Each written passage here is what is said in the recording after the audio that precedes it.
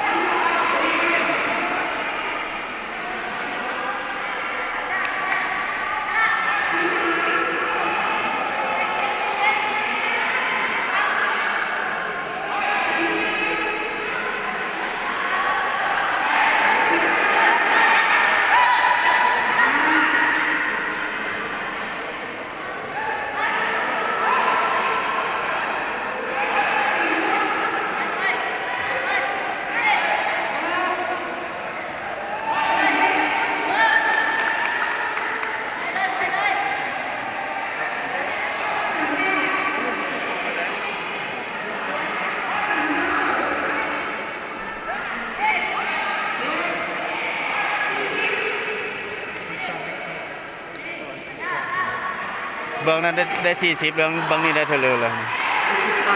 ฮะได้10ปลาย